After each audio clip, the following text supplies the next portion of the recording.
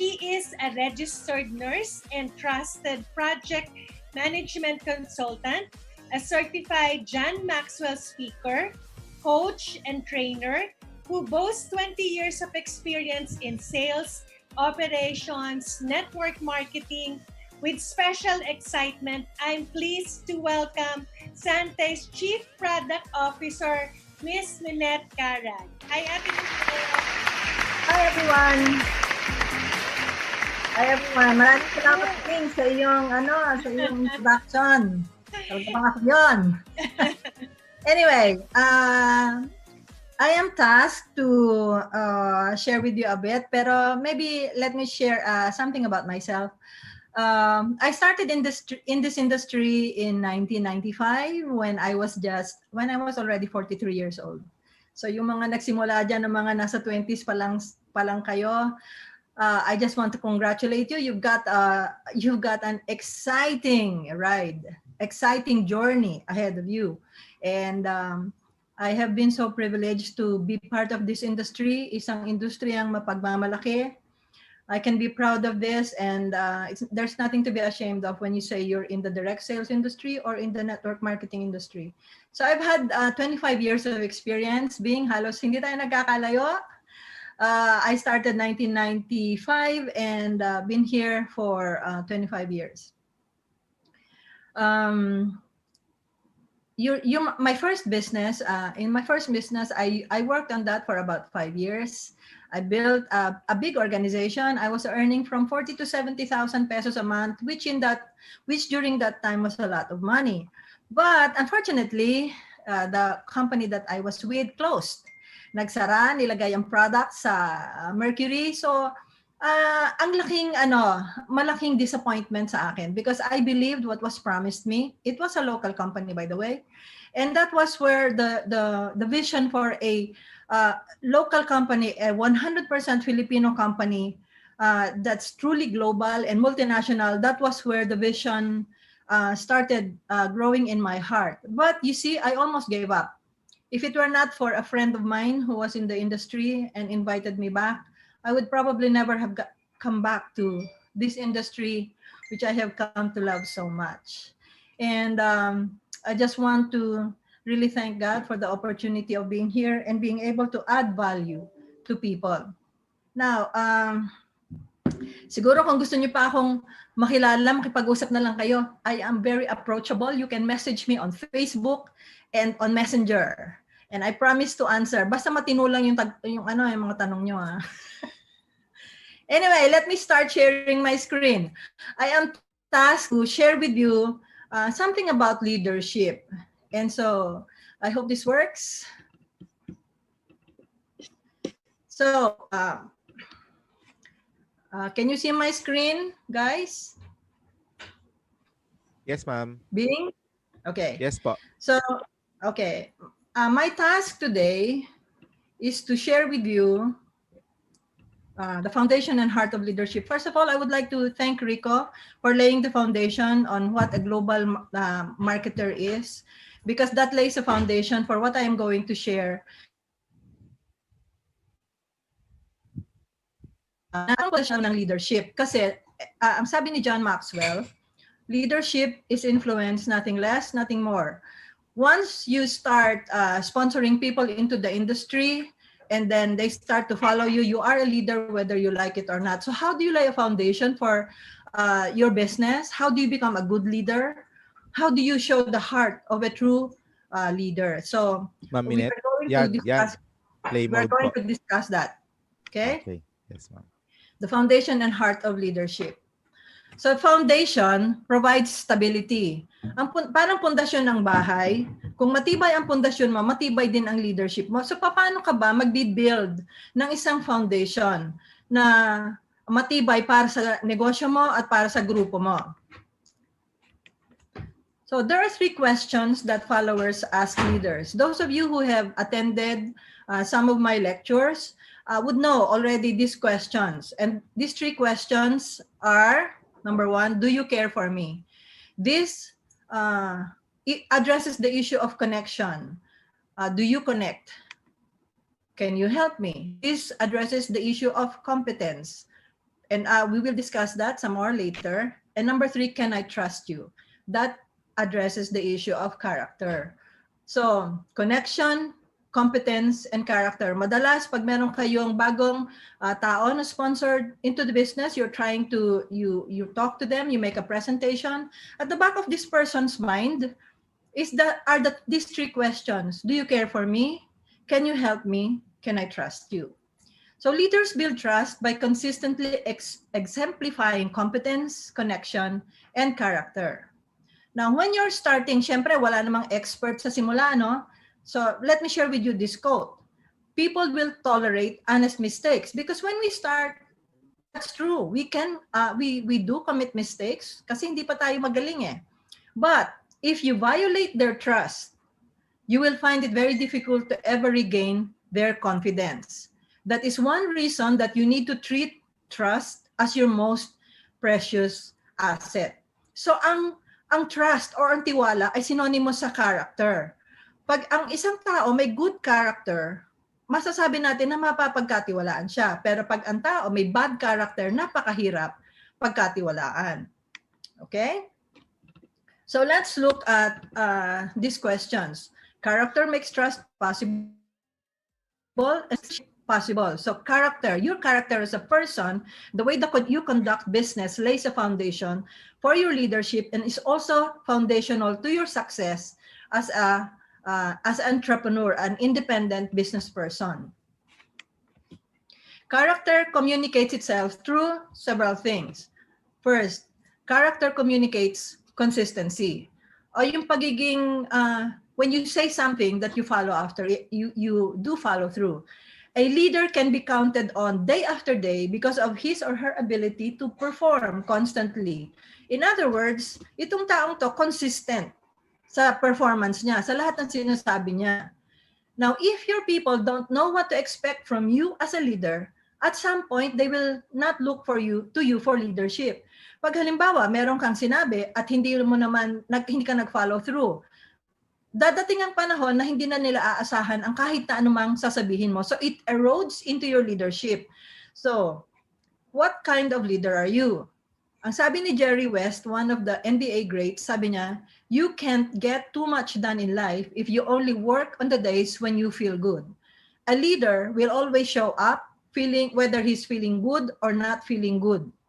Okay? So, leadership is found there. I remember Michael Jordan, na he is considered one of the greats in the NBA, pero even when he was not feeling well, he would always show up. So what kind of leadership do we exhibit to the people that we lead? Do you as a leader live out good values? Yung values natin determines our character. Do you keep your commitments as a leader? And do you live with integrity?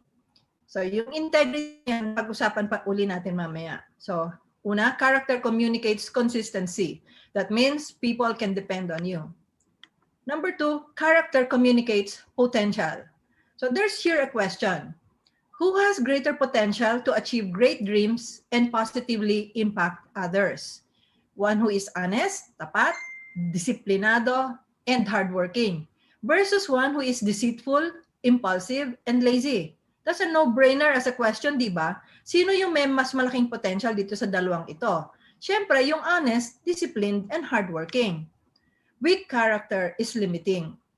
Pinakapundasyon ng ating leadership sa ating negosyo at sa paglilid ng mga tao ay ang character natin.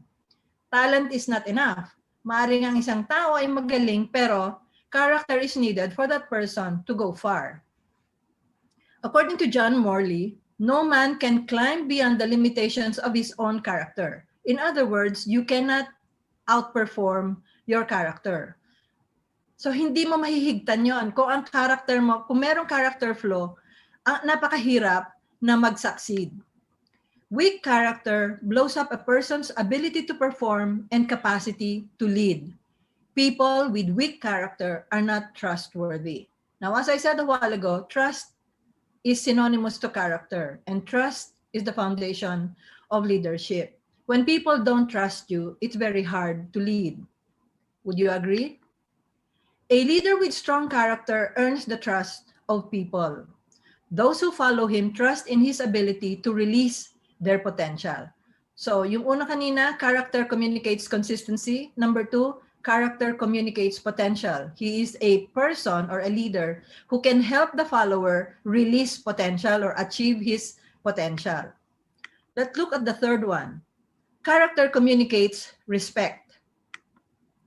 A person who doesn't have character is unable to earn respect from others.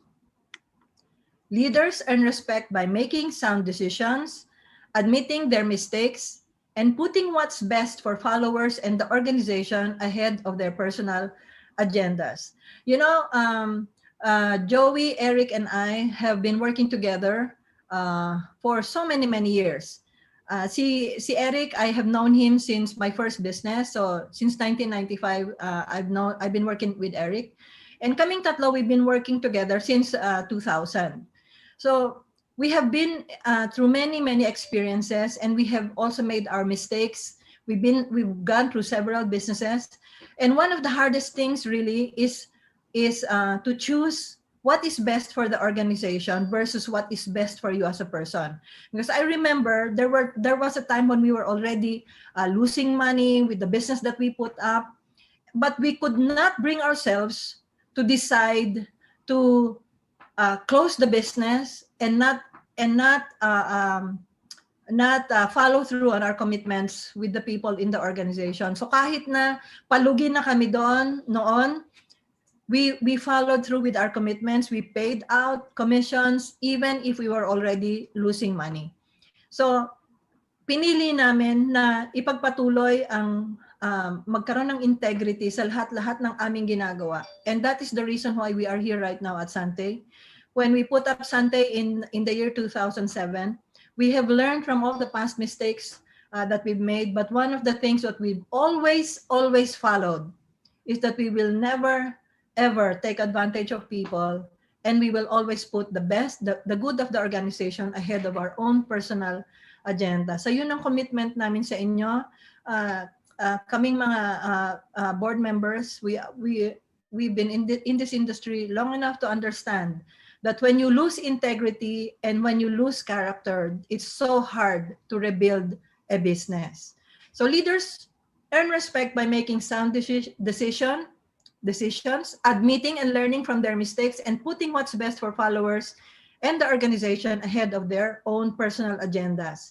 Pag meron kang bagong tao somebody in your organization who's following you, they will look at you, they will look how you treat your family, they will look how you lead your life, and all of that contributes to the kind of character that you exhibit. I'd like to read for you a quote. Kasi everyone among us wants to leave a legacy. And let me read this quote. The only thing that walks back from the tomb with the mourners and refuses to be buried is the character of the man. This is true. What a man is survives him. It can never be buried. The character of the man will always survive him. If you have contributed positively to the lives of people will always, your character, your reputation will always outlive you. So character is so important. A leader's good character builds trust among his followers. When a leader breaks trust, he loses his ability to lead. Ito po ay totoong-totoo. Pag nawalan na ng paniwala sa inyo ang mga tao, napakahirap pong bawiin nun. So, how do we apply this in our business? Siyempre, it's not just enough for me to teach you these things, but how do we apply it? So number one, how trustworthy would your team say you are? You would know this by how open they are with you. That means, do they trust you? Do they openly share their opinion with you? Remember the first question that they ask? Can I trust you? Do they openly share their opinion with you? Do they let you know what's going on with them? Do they give you bad news as readily as they give you good news? That means they trust you enough to be open with you. Number two, what are you currently doing to develop your character? So focus on these three areas. Integrity. Integrity is defined as being consistent whether in your private life or in your public life. Yung word na integrity comes from the root word integer or one. Ibig sabihin nun, hindi ka double-faced. You only have one face, whether you're in private or in public. Whatever is your face, that's you. So in other words, what you see is what you get. That's your integrity. Number two, yung na focus area is authenticity. This was mentioned by Rico a while ago. Yung ikaw ba ay totoong tao pag nakikipag-usap ka sa mga tao mo sa loob ng network? Hindi ka nagkukunwari.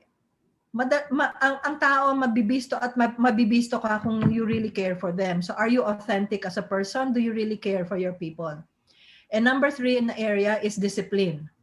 Do the right things no matter how you feel. If you say you are going to show up, show up. If you make a commitment to your people, follow through. Number three, question.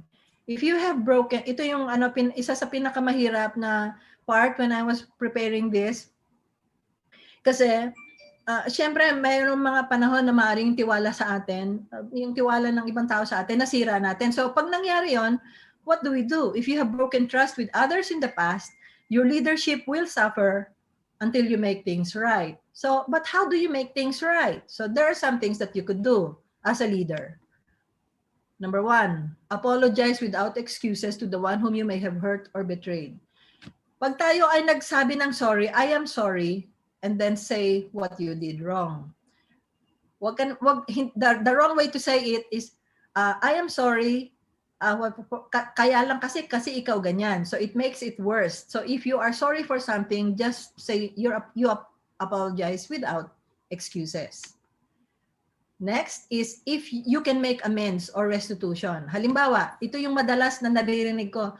Mama, laki ng utang, inutangan ako pero hindi ako binayaran. Lalo na kung upline mo ang gumawa nun, di ba? Napakahirap niyan. So if you can make amends so that you can build trust, do so. Commit to work to re-earn their trust. It is so hard for trust to be regained, but it is not impossible.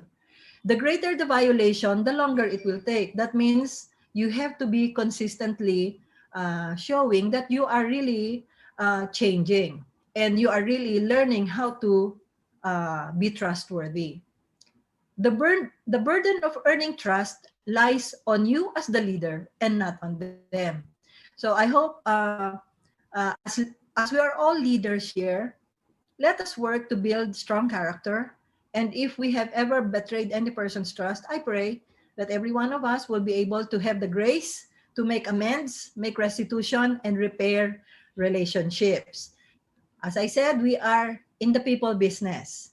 And reputation, since we are just a small industry, your reputation will follow you wherever you go.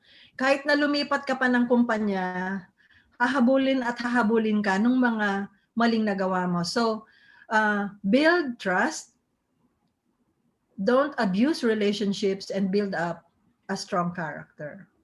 Okay, so that's the foundation of leadership. I hope everyone of us here would do what needs to be done in order for us to be able to rise up to the next level of leadership and really make it big, not just locally, but in the global market. Okay, that talks about the foundation of leadership. I would like to share with you the heart of leadership is servanthood. The heart of leadership is based on serving others and not ourselves. Ito yung isa sa pinakamahirap na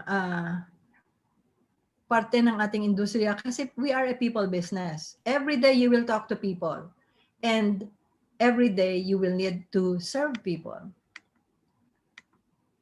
So this is one of my favorite quotes, and I know you know this too, and it is a quote that really illustrates servant leadership.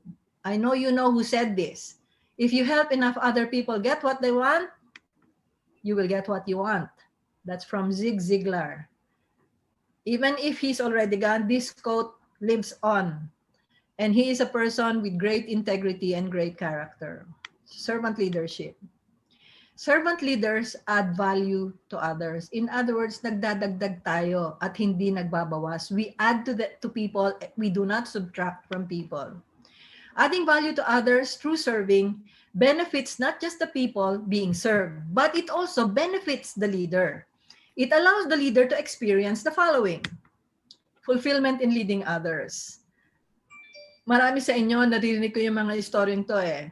Yung, alam nyo yung binabalikan kayo ng mga tao ninyo, nagpapasalamat dahil sa tulong na ginawa because you serve them. So it leads to greater fulfillment, and that's what I love so much about this industry that we are in, because we have such an opportunity to impact the lives of people. And yun na nga ang mission natin, help people live better lives.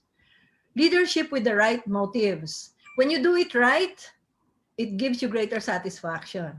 The leader also experiences the ability to perform significant acts as leaders. Then it allows you, when you serve others, it allows you to build a leadership team. Coupled with character, serving attracts people to you, because you begin to attract people like yourself, and you are able to develop a strong leadership team. Lastly, there is an attitude of service on a team.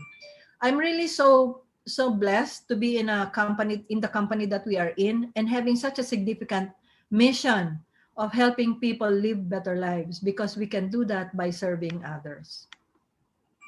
So here are some guidelines to serving and adding value to others. I hope I'm not going so fast, because I'm working under also time. Okay, first guideline, we add value to others when we truly value others. Binibigyang halaga natin ang ibang tao kung tunay tayong nagpapahalaga sa kanila. Tama ba yung pagkakatagalog ko doon? Okay? We add value to others when we truly value them. When a person moves into a position of authority, he or she gives up the right to abuse people. That's a quote from Daryl Hartley Leonard. So when you are in a position of authority, it is so bad when that person in authority starts to abuse the people that are under him. So when we are in authority, we give up the right to abuse people. We are in the people business. So how do we show value to others? Do we know the people in our team? Kilala mo ba sila? Do we take time to connect and get to know their dreams, aspirations, and struggles? You know, some people define the word love with time, caring with time. That means when you spend time with people, it shows them that you care about them. We are in the people business. Leaders who add value by serving others believe in their people before they believe in themselves. Marami yung mga pumapasok sa industriya natin na basag na yung tiwala nila sa sarili nila. Hindi nila mapaniwalaan na meron silang potential. Pero when the leader truly values, that person can identify potential in people, and they can express belief in those people, in the people inside the team, and people succeed better. There are more chances of success when the leader believes in them. So do you believe in the people that you serve? Number 2, leaders serve and add value to others when we make ourselves more valuable to others. Binibigyan natin sila ng halaga kung ginagawa nating mahalaga ang ating sarili. Paano natin ginagawa yon? The whole premise of adding value means that you have something of value to add. You cannot give what you do not have. So dito na pumapasok yung, do you have the skills that you can transfer to another person? Do you have the opportunity that you can present and serve to another person? Do you have the experience that you can use to teach another person? Having the perspective of a leader through having gone through experiences. I know there are leaders inside the organization. You only need to talk to them. They will tell you about the experiences that they've gone through, the hardships that they've gone through. I know somebody, one of our top-ranked leaders, na nung nagsisimula siya dito sa negosyong to, natutulog siya sa bus station. Dahil wala siyang pera. Pero ngayon, isa na siya sa pinakamalaking leaders ng ating organization. And that person is very authentic when it comes to leadership. He will tell you what it takes to become successful in the business that we are in. So do you have something that's of value? Are you making yourself valuable in the area of skills, in presenting opportunities, and presenting your experiences to the people that you lead? Are you serving them through that? Serving as a leader means that you need to grow yourself in order to have something of value to add to others. If you're not growing, what can you give? You cannot give what you do not have. The more you intentionally grow personally, the more you would be able to serve others. So how are you growing? Have you made it your commitment to yourself to grow as a person, to grow as a leader? Kasi that if you want to grow a big team, you have to be able to serve them by growing.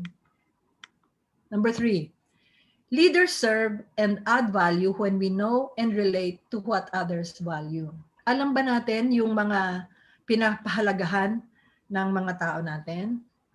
People that we lead? As leaders, do we know what our people value? Inexperienced leaders are quick to lead without knowing anything about the people they intend to lead. Sometimes in our industry, we think that everybody wants to become a millionaire. But actually, when you sit down and talk with the people, sometimes they only want to earn an additional 5,000 a month or an additional 10,000 a month. Do you know what the aspirations of your leaders are? What are they in the business for? So you add value when you get to know them. Mature leaders listen, learn, and lead. What are your people's stories? What are their hopes and dreams? What are their aspirations, their emotions? Do you know? So when you take these steps of listening and learning, it communicates to the people in your team that you value them and that you relate to what they value. Yung pinapahalagahan mo yung mga bagay na mahalaga sa kanila. Leaders discover what is valuable to the people they lead, and then they lead based on what they learn. So sometimes when we do coaching, connect by knowing what they need. And we serve others and add value when we do things that God values. Ito yung isa sa mga kwento na rinig ko when I was new in the industry. The greatest networker of them all was Jesus Christ. He started with 12 leaders, and now the church that he leads is in the billions now. But Jesus, sabi niya, he came not to be served, but to serve. So let us lead. Let us serve as leaders. Okay, I hope you agree with that. Now, the application question. Do you have a servant's attitude when it comes to leadership? In situations where you are required to serve others' needs, how do you respond? Are you resentful? Impatient? Pag hiningi ng tulong sa'yo, binibigyan mo ba ng oras? Siyempre, pipiliin mo rin kung sino. Pero sometimes, there are people who really need your time and you need to give time to them. Do you think that certain tasks are beneath your dignity or position? Meron bang mga bagay na ayaw mo nang gawin dahil sobrang taas mo na or sobrang taas na ng rank mo? If you answered yes, it may be that you have not yet start practicing by performing small acts of service without seeking credit or recognition. Yung sometimes yung mga anonymous ways or sometimes yung acts of kindness or just encouragement does a lot to serve the people that you lead. Number 2, what do the people closest to you value? Ang mahalaga sa kanila, alam mo ba? Make a list of those most important to you in your family and your team. Write down what each person values most. I hope you are able to do that. How well do you relate to the things your people value most? If you don't know what they value most, find time to spend with them and find out. Because that's the way we serve. Number 3, make adding value a part of your lifestyle. Begin with those closest to you and also do that for the members of your team. Ask yourself the question, How could you add value to the people on your list related to what they value? And if you are able to find the answer to that question, how could you add value? Paano mo ba maipapaabot sa kanila na mahalaga sila sa iyo? Start doing it. Okay, so do that for the people close to you. Do that with the people that you lead. And so I hope you got something from what I shared with you this evening. I have 20 seconds left on my time, Ian. And I would like to thank everyone for the privilege of being able to share with you. I am Minette Carag, your Chief Product Officer. Let us strive as one in 2021. Thank you very much, Bing and Ian. Back to you.